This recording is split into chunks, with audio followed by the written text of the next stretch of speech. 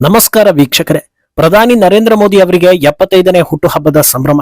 ತಮ್ಮ ಹುಟ್ಟುಹಬ್ಬವನ್ನ ತಾವೇ ಆಚರಿಸಿಕೊಳ್ಳದೇ ಇದ್ರೂ ಇಂದು ದೇಶ ಅವರ ಜನ್ಮದಿನವನ್ನ ಆಚರಿಸ್ತಾ ಇದೆ ಅನ್ನೋದಕ್ಕೆ ಕಾರಣ ಅವರು ಪ್ರಧಾನಿ ಅನ್ನೋದು ಮಾತ್ರ ಅಲ್ಲ ಅನ್ನೋದು ನಿಮಗೂ ಗೊತ್ತಿದೆ. ಭಾರತೀಯ ಇತಿಹಾಸದಲ್ಲಿ ಮುಂದೊಂದು ದಿನ ಪ್ರಧಾನಿ ಮೋದಿಯನ್ನ ಅಪ್ರತಿಮ ದೇಶಭಕ್ತ ಹಾಗೂ ಹಿಂದೂ ಹೃದಯ ಸಾಮ್ರಾಟ್ ಅಂತ ಜನರು ಗುರುತಿಸ್ತಾರೆ. ಆ ಹೊತ್ತಲ್ಲಿ ಭಾರತೀಯರ 500 ವರ್ಷಗಳ ರಾಮ ಮಂದಿರದ ಕನಸು ಮೋದಿ ಸರ್ಕಾರದ ಆಡಳಿತದಲ್ಲಿ ನೆರವೇರಿತು ಅನ್ನೋದು ನೆನಪಿಗೆ ಬರ್ಬೋದು. ಇದೇ ಹೊತ್ತಲ್ಲಿ ಎಷ್ಟೋ ಜನರಿಗೆ ಗೊತ್ತಿಲ್ಲದ ಇನ್ನೊಂದು ದೇಗುಲದಲ್ಲೂ ಮೋದಿ ಹಿಂದೂ ಧ್ವಜವನ್ನ ಹಾರಿಸಿದ್ರು. ಆ ವಿಚಾರವನ್ನ ಈಗ ನಿಮಗೆ ತಿಳಿಸ್ತೀವಿ. ಹಾಗೆ ಹಿಂದುತ್ವಕ್ಕೆ ಅವರ ಕೊಡುಗೆಗಳನ್ನ ಹೇಳ್ತಾ ಹೋಗ್ತೀವಿ. ಏನೋ ಪ್ರಧಾನಿ ಮೋದಿ ತಾಯಿ ಬಗ್ಗೆ AI ವಿಡಿಯೋ ಮಾಡಿದ್ದ ಕಾಂಗ್ರೆಸ್ ಹಾಗೂ ರಾಹುಲ್ಗೆ ಕೋರ್ಟ್ ಚಾಟಿ ಬೀಸಿದೆ. ಇದರ ಬಗ್ಗೆಯೂ ತಿಳಿಸ್ತಾ ಹೋಗ್ತೀವಿ. ಈ ವಿಡಿಯೋವನ್ನ ತಪ್ಪದೆ ಕೊನೆ ತನಕ ನೋಡಿ. ಅದಕ್ಕೂ ಮುನ್ನ ಮೀಡಿಯಾ ಮಾನ್ಸ್ಟರ್ ಚಾನಲ್ ಅನ್ನ ತಪ್ಪದೆ ಸಬ್ಸ್ಕ್ರೈಬ್ ಮಾಡಿ. ಭಾರತೀಯ ರಾಜಕೀಯದಲ್ಲಿ ಒಬ್ಬ ವ್ಯಕ್ತಿ ಬಗ್ಗೆ ಹೆಚ್ಚು ಒಳ್ಳೆಯ ವಿಚಾರಗಳನ್ನ, ಸಾಧನೆಗಳನ್ನ, ಶ್ರಮದ ಹಾದಿ ಬಗ್ಗೆ ಮಾತನಾಡುವಂತ ಅತ್ಯದ್ಭುತ ನಾಯಕರು ಯಾರಾದ್ರೂ ಇದ್ರೆ ಆ ಸಾಲಲ್ಲಿ ಪ್ರಧಾನಿ ಮೋದಿ ಹೆಸರು ಶಾಶ್ವತ ಅನ್ನೋದನ್ನ ದೇಶಪ್ರೇಮಿ ಭಾರತೀಯರು ಒಪ್ಪಿಕೊಳ್ತಾರೆ. 11 ವರ್ಷ ಪ್ರಧಾನಿ ಕುರ್ಚಿಯಲ್ಲಿರೋ ಒಬ್ಬ ವ್ಯಕ್ತಿಯನ್ನ ಟೀಕಿಸೋ ವರ್ಗ ಅಚ್ಚರಿ ತರಿಸೋದಿಲ್ಲ.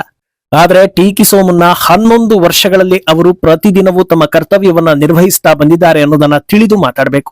ಸಂಘ ಪರಿವಾರದಿಂದಲೇ ಬಂದ ಪ್ರಧಾನಿ ಮೋದಿಗೆ ಹಿಂದುತ್ವದ ಬೇರು, ದೇಶ ಪ್ರೇಮ ಪ್ರಧಾನಿ ಕುರ್ಚಿ ಸಿಕ್ಕ ಮೇಲೆ ಬಂದಿರೋದಲ್ಲ, ಅದೆರಡರ ಜೊತೆಗೆ ನಡೆದು ಬಂದು ಇಂದು ಅವರು ಪ್ರಧಾನಿ ಹುದ್ದೆ ಏರಿದ್ದಾರೆ. ಆಗ್ಲೇ ಹೇಳಿದ ಹಾಗೆ ಮೋದಿ ಅನ್ನೋ ಹೆಸರನ್ನ ಮುಂದೊಂದು ದಿನ ನೆನಪಿಸಿಕೊಂಡ್ರೆ ಅಲ್ಲಿ ರಾಮ ಮಂದಿರ ನಿರ್ಮಾಣ ಅನ್ನೋ ವಿಚಾರವೂ ಬರುತ್ತೆ. ಆದ್ರೆ ಹೆಚ್ಚಿನವರಿಗೆ ಗೊತ್ತಿಲ್ಲದ ಕಾಳಿ ಮಂದಿರದ ಕಥೆಯನ್ನ ಇಂದಿನ ಎಪಿಸೋಡ್ ನಲ್ಲಿ ತಿಳಿಸ್ತೀವಿ. ಗುಜರಾತ್ನ ಪಾವಗಡದಲ್ಲಿರೋ ಪುರಾತನ ಕಾಳಿ ಮಾತೆಯ ಮಂದಿರ ಶಕ್ತಿ ಪೀಠಗಳಲ್ಲಿ ಒಂದಾಗಿತ್ತು. ಆದರೆ ಭಾರತಕ್ಕೆ ದಂಡೆತ್ತಿ ಬಂದು ದಬ್ಬಾಳಿಕೆ ನಡೆಸಿದ್ದ ಕ್ರೂರಿ ರಾಜರುಗಳ ಪೈಕಿ ಒಬ್ಬನಾಗಿದ್ದ ಅಬುಲ್ ಫತ್ ನಾಸಿರುದ್ದೀನ್ ಮಹಮೂದ್ ಶಾಹಿ ಅಲಿಯಾಸ್ ಮಹಮೂದ್ ಬೇಗಾಡ ಈ ದೇಗುಲವನ್ನ ಧ್ವಂಸಗೈದಿದ್ದ. ಗುಜರಾತ್ನ 6ನೇ ಸುಲ್ತಾನನಾಗಿದ್ದ ಈತ ತನ್ನ 13ನೇ ವಯಸ್ಸಲ್ಲೇ ಸಿಂಹಾಸನವನ್ನ ಏರಿ 52 ವರ್ಷಗಳ ಕಾಲ ಆಳ್ವಿಕೆ ನಡೆಸಿದ್ದ. ಅಂದಹಾಗೆ ಇದೆಲ್ಲ ನಡೆದಿದ್ದು 15ನೇ ಶತಮಾನದಲ್ಲಿ.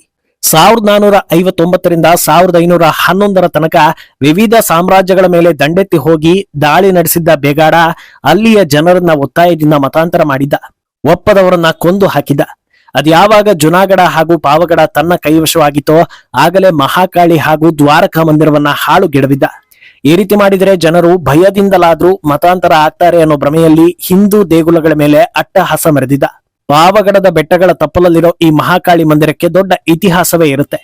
ಮಹರ್ಷಿ ವಿಶ್ವಾಮಿತ್ರರ ತಪಸ್ಸಿಗೆ ಒಲಿದಿದ್ದ ಕಾಳಿ ಈ ಜಾಗದಲ್ಲೇ ಅವರಿಗೆ ಆಶೀರ್ವಾದ ಮಾಡಿದ್ದಳೆಂಬ ನಂಬಿಕೆ ಇದೆ. ಅಷ್ಟೇ ಅಲ್ಲದೆ ರಾಮ ಹಾಗೂ ಸೀತೆಯ ಪುತ್ರರಾದ ಲವಕುಶರು ಕೂಡ ಪಾವಗಡದಲ್ಲೇ ಮೋಕ್ಷ ಪಡೆದಿದ್ರು ಅಂತ ಹೇಳಲಾಗುತ್ತೆ. ಇಂಥ ಪುರಾತನ ಐತಿಹ್ಯವಿದ್ದ ದೇಗುಲದ ಶಿಖರವನ್ನೇ ಬೇಗಾಡ ಧ್ವಂಸಗೈದಿರ್ತಾನೆ. ಆ ಜಾಗದಲ್ಲಿ ದರ್ಗಾ ಕಟ್ಟಿಸಿರ್ತಾನೆ.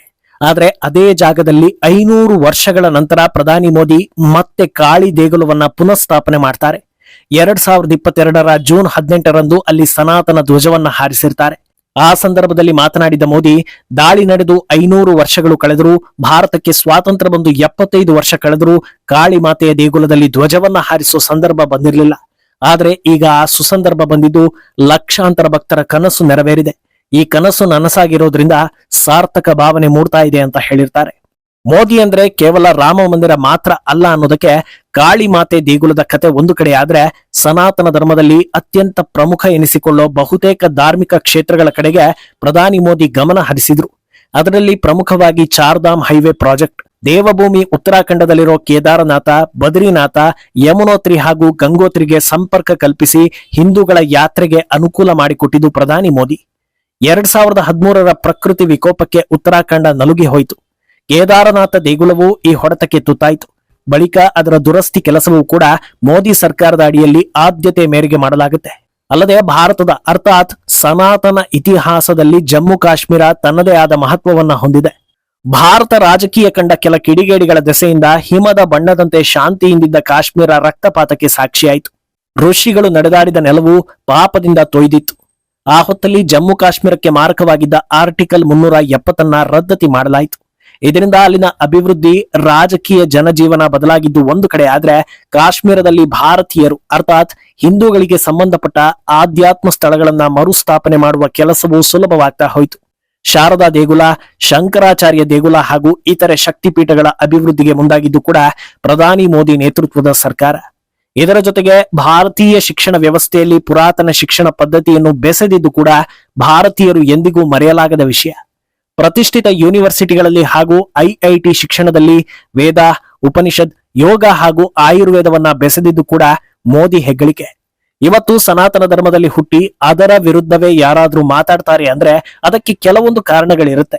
ಅದೇನೆಂದ್ರೆ ಯಾವುದೇ ವಿಚಾರವನ್ನ ಓದಿ ತಿಳಿದುಕೊಳ್ಳೋ ಬೌದ್ಧಿಕ ಮಟ್ಟ ಇರೋದಿಲ್ಲ, ಮನೆಯಲ್ಲಿ ಸಂಸ್ಕಾರವನ್ನ ಕಲಿಸಿರೋದಿಲ್ಲ, ಅಥವಾ ಇದೆಲ್ಲದಕ್ಕಿಂತ ಹೆಚ್ಚಾಗಿ ಯಾವುದಾದ್ರೂ ಫಂಡ್ಗಳು ಸಿಗುತ್ತೆ ಅಂದಾಗ ಯಾವ ಕೆಲಸಕ್ಕೆ ಬೇಕಾದ್ರೂ ರೆಡಿ ಇರೋ ಜಂತುಗಳು ಈ ರೀತಿ ರೂಪಾಂತರಗೊಳ್ಳುತ್ತವೆ. ಒಂದು ವೇಳೆ ಹಿಂದಿನಿಂದ ಕಾಪಾಡಿಕೊಂಡು ಬಂದ ನಮ್ಮ ನೆಲದ ಜ್ಞಾನವನ್ನ ಹಂಚುವಲ್ಲಿ ವಿಫಲರಾದ್ರೆ ಮುಂದಿನ ಪೀಳಿಗೆಗೆ ಅದು ತಲುಪೋದಿಲ್ಲ. ಯಾವ ವಿಚಾರಗಳು ಜನರಿಗೆ ಸರಿಯಾಗಿ ತಲುಪೋದಿಲ್ವೋ ಅದೆಲ್ಲವೂ ಕಲ್ಪನೆಯಂತೆ ಬಿಂಬಿತವಾಗ್ತಾ ಹೋಗುತ್ತೆ, ಮೂಢನಂಬಿಕೆ ಆಗುತ್ತೆ.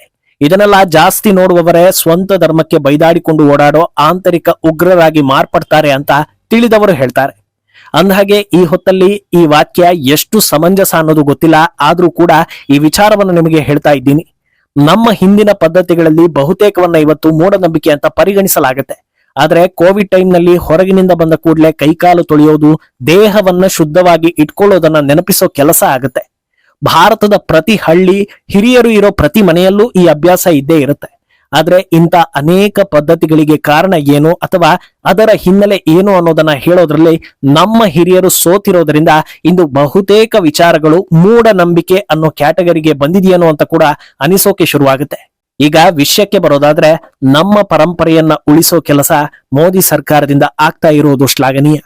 ಏನು ಸನಾತನ ಧರ್ಮಕ್ಕೆ ಆದ್ಯತೆ ಕೊಡೋ ಹೊತ್ತಲ್ಲಿ ಮೋದಿ ಅಭಿವೃದ್ಧಿ ವಿಚಾರದಲ್ಲಿ ಹಿಂದೆ ಬಿದ್ದಿಲ್ಲ ಅನ್ನೋದು ಕೂಡ ಅಷ್ಟೇ ಸತ್ಯ.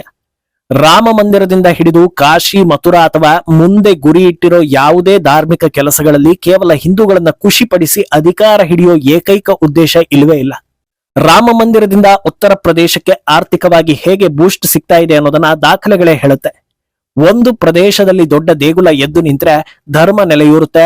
ಅಲ್ಲಿ ಸಂಗ್ರಹವಾಗೋ ಹಣ ಸರಿಯಾದವರ ಕೈಗೆ ಸಿಕ್ಕರೆ ಮಾತ್ರ ಲೋಕ ಕಲ್ಯಾಣಕ್ಕೆ ಬಳಕೆ ಆಗುತ್ತೆ. ಸುತ್ತಮುತ್ತ ವ್ಯಾಪಾರಿಗಳಿಗೆ ಉದ್ಯೋಗ ಅವಕಾಶ ಸಿಗುತ್ತೆ, ಟೂರಿಸಂ ಡೆವಲಪ್ ಆಗುತ್ತೆ. ಒಂದಕ್ಕೊಂದು ಚೈನ್ ಲಿಂಕ್ ಅನ್ನೋ ಹಾಗೆ ಸಮಾಜಕ್ಕೆ ಪೂರಕವಾಗೋ ಸಾಕಷ್ಟು ಕೆಲಸಗಳಾಗುತ್ತೆ. ಆದ್ರೆ ಅರ್ಧಂಬರ್ಧ ಓದಿಕೊಂಡವರು ದೇವಸ್ಥಾನದ ಬದಲಿಗೆ ಶಾಲೆ, ಆಸ್ಪತ್ರೆ ಕಟ್ಟಿಸಿ ಅಂತಾರೆ. ವಿಷಯ ಏನಂದ್ರೆ ಶಾಲೆ, ಆಸ್ಪತ್ರೆ ಕಟ್ಟಿಸೋದು ತಪ್ಪಲ್ಲ, ದೇವಸ್ಥಾನದ ವಿಷಯ ಬಂದಾಗ್ಲೇ ಈ ಟಾಪಿಕ್ ಬರೋದು ಯಾಕೆ ಅನ್ನೋದನ್ನ ನೀವೇ ಊಹಿಸ್ಬೇಕು. ಈ ರೀತಿ ಸೂಕ್ಷ್ಮ ವಿಚಾರಗಳಿಂದ ಹಿಡಿದು ದೊಡ್ಡ ಗುರಿಗಳೊಂದಿಗೆ ಪ್ರಧಾನಿ ಮೋದಿ ಭಾರತದ ಇತಿಹಾಸ ಎಂದಿಗೂ ಮರೆಯದ ಸಾಕಷ್ಟು ಕೊಡುಗೆಗಳನ್ನ ಕೊಟ್ಟಿದ್ದಾರೆ, ಕೊಡ್ತಾನೆ ಇದ್ದಾರೆ. ಈಗ ಹೇಳಿದ್ದೆಲ್ಲವೂ ಸರಿ ಅಂತ ನಿಮಗೆ ಅನ್ನಿಸಿದ್ರೆ ಪ್ರಧಾನಿ ಮೋದಿಗೆ ನಮ್ಮ ನಿಮ್ಮೆಲ್ಲರ ಕಡೆಯಿಂದ 75ನೇ ವರ್ಷದ ಹುಟ್ಟು ಹಬ್ಬದ ಶುಭಾಶಯಗಳು. ಏನೋ ಇತ್ತ ಬಿಹಾರ ಚುನಾವಣಾ ಅಖಾಡದಲ್ಲಿ ಕಾಂಗ್ರೆಸ್ ಮಾಡಿದ ತಪ್ಪಿಗೆ ಕೋರ್ಟ್ ತರಾಟೆ ತೆಗೆದುಕೊಂಡಿದೆ. ಅನಾವಶ್ಯಕವಾಗಿ ಪ್ರಧಾನಿ ಮೋದಿಯವರ ತಾಯಿಯನ್ನ ರಾಜಕೀಯಕ್ಕೆ ಎಳೆದು ತಂದು ಅವರ ಎಐ ವಿಡಿಯೋ ಮಾಡಿ ಅದನ್ನ ತಮ್ಮ ಅಧಿಕೃತ ಸೋಷಿಯಲ್ ಮೀಡಿಯಾ ಅಕೌಂಟ್ ನಿಂದ ಪೋಸ್ಟ್ ಮಾಡಿ ತಮ್ಮ ಯೋಗ್ಯತೆಯನ್ನ ಪ್ರದರ್ಶಿಸಲಾಗಿತ್ತು. ಈ ಕುರಿತಂತೆ ವಿಚಾರಣೆ ವೇಳೆ ಪಾಟ್ನಾ ಹೈಕೋರ್ಟ್ ಮುಖ್ಯ ನ್ಯಾಯಾಧೀಶರು ಇಂಥ ಕೆಲಸ ಮಾಡಿದ್ದಕ್ಕೆ ಕ್ಲಾಸ್ ತೆಗೆದುಕೊಳ್ತಾರೆ, ಇಂಥ ವಿಡಿಯೋ ಮಾಡಿ ಒಬ್ಬ ವ್ಯಕ್ತಿಯ ಮೂಲಭೂತ ಹಕ್ಕಿಗೆ ಧಕ್ಕೆ ತಂದಿದ್ದೀರಿ ಅಂತ ಎಚ್ಚರಿಸಿದ್ದಾರೆ. ಇಷ್ಟಾದ್ರೂ ಪಟ್ಟು ಬಿಡದ ಕಾಂಗ್ರೆಸ್ ಪರ ವಕೀಲರು ಇದು ಅವಮಾನ ಮಾಡಿರೋ ವಿಡಿಯೋ ಅಲ್ಲ, ಮಗನಿಗೆ ತಾಯಿ ಬುದ್ಧಿ ಹೇಳ್ತಾ ಇರೋದು ಅಂತ ಸಮಜಾಯಿಷಿ ಕೊಟ್ಟಿದ್ದಾರೆ. ಇದಕ್ಕೆ ಮಣೆ ಹಾಕದ ನ್ಯಾಯಾಧೀಶರು ಈ ಕೂಡಲೇ ಆ ವಿಡಿಯೋವನ್ನ ಡಿಲೀಟ್ ಮಾಡಬೇಕು ಅಂತ ಖಡಕ್ ಆದೇಶ ಕೊಟ್ಟಿದ್ದಾರೆ. ಅಲ್ಲದೆ ರಾಹುಲ್ ಗಾಂಧಿ ಹಾಗೂ ಬಿಹಾರ ಪ್ರದೇಶ ಕಾಂಗ್ರೆಸ್ ಮುಖ್ಯಸ್ಥರಿಗೆ ನೋಟಿಸ್ ಕಳಿಸಿದ್ದಾರೆ. ಮುಂದೇನಾಗುತ್ತೆ ಅನ್ನೋದನ್ನ ಕಾದು ನೋಡಬೇಕು. ಈ ಬಗ್ಗೆ ನಿಮ್ಮ ಅಭಿಪ್ರಾಯವನ್ನ ತಪ್ಪದೇ ಕಮೆಂಟ್ ಮೂಲಕ ತಿಳಿಸಿ.